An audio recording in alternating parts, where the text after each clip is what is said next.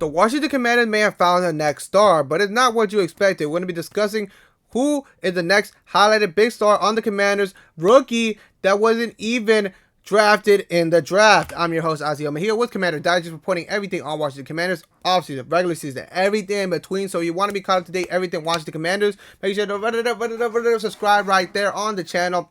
You guys have been, you ran it up, you've been running the views, you've been running the subscription. As I said, we're trying to hit 500 before game one, before week one. So make sure to subscribe. As I showed y'all in the last previous videos, we got a new button. So if you haven't seen the other videos, go watch the other videos.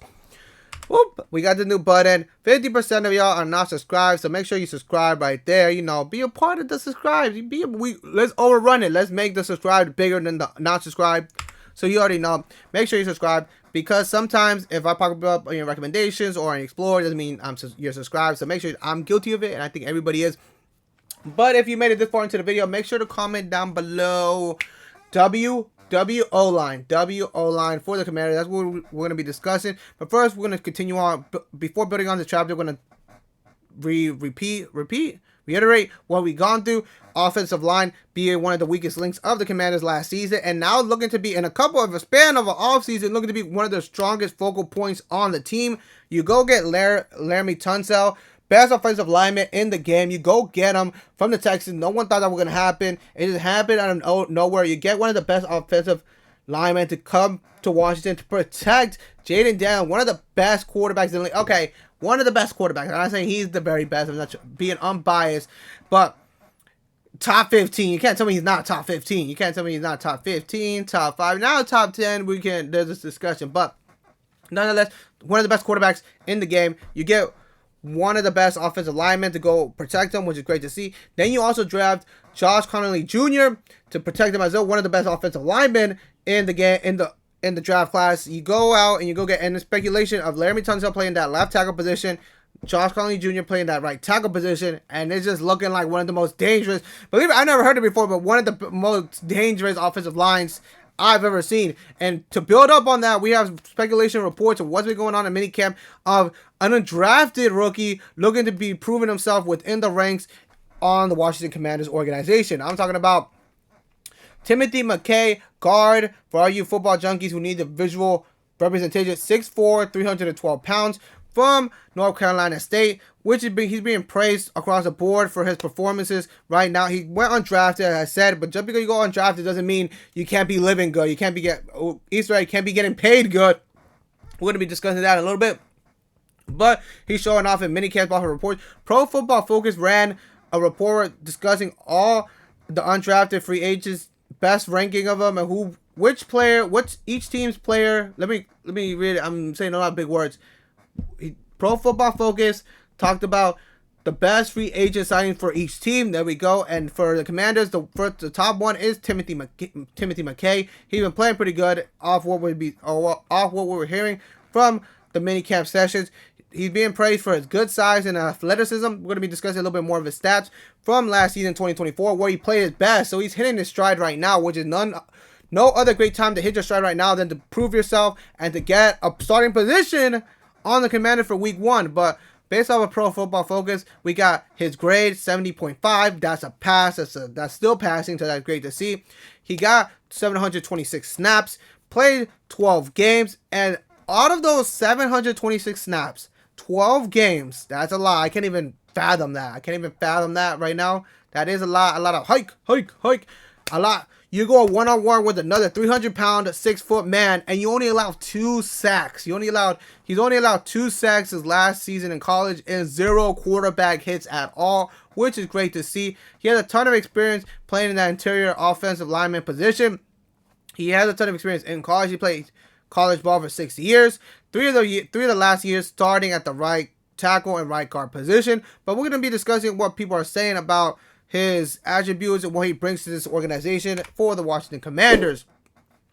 Pro Football Focus saying Mckay played 726 snaps at right guard in 2024, earned a career high 70.5 PFF overall grade. He got better as the season progressed, allowing no sacks or quarterback hits in the final 5 of his games. That's it. He's hitting his stride right now. What other time to hit it than proving yourself, earning a spot on that position?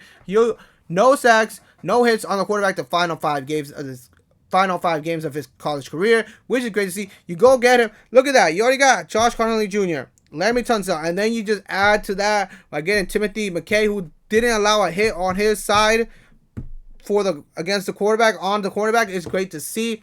We're going to be discussing a little bit more of what the online analysts are saying. We're going to be looking at what Thor Nystorm from Fantasy Life had to say about Washington going to get Mckay. Washington's highest priced undrafted free agent signing was NC State O-line Timothy Mckay, who got an eye-opening $275,000 guarantee. That indicates he's an odds-on favorite to win a spot on the Week 1 roster. Mckay splits 2,784 collegiate snaps, mostly between right guard and right tackle. He's a projected guard at the next level. He is getting paid, so as I said, just because you go undrafted doesn't mean he can't earn a spot, get paid. They have high expectation for him because they wanted to get him in Washington, which makes sense. That's a consistent storyline throughout the whole offseason. Get as much help as you can through any means necessary for Jayden Daniels. That doesn't mean always you're going to get a superstar player. That doesn't mean going through the draft. You can just, based off of scouting reports, based off what you see on the field, which is great to see that they're taking, because believe it or not, even myself, when thinking about, oh, go get Jayden Daniels help, you think about a wide receiver, you think about a tight end, dude. Like, you don't think of the offensive line.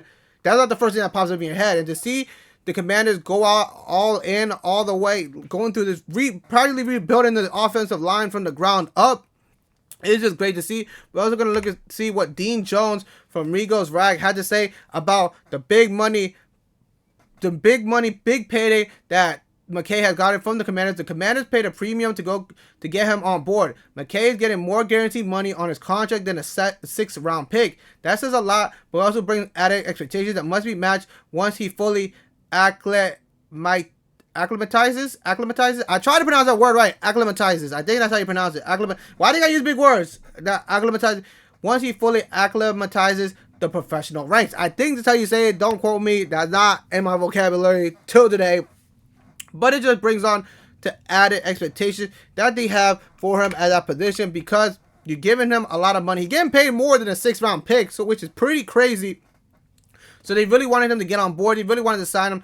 He's playing good. As I said, he has good size. He has good athleticism. He has experience to play at that professional level. I truly believe this is a great acquisition for the Commanders. It just builds up that storyline that they're building the offensive line to a castle at this point. Like, they need to come up with a nickname for this offensive line because it is getting pretty ridiculous. But we won't know how good this offensive line is till Week 1. We already know that they have tough opponents they're going to have to face. So we're going to see how well this lineup builds towards Week 1. But what do you guys think? Do you think the Commanders have gone with another steal within this organization where they got someone, a superstar, for the cheap, for the low, believe it or not, $275, if on the low side for the Commanders to go get another superstar who can protect Jayden Daniels? Or is it just random speculations, or is it just a whole bunch of hoopla and he won't even get a spot? We won't know till Week 1, but if anything breaks on the channel, on the organization, on the Commanders, it will be out covered right here. I'm Azael Mejia with Commander Digest, and I'll see you in the next video.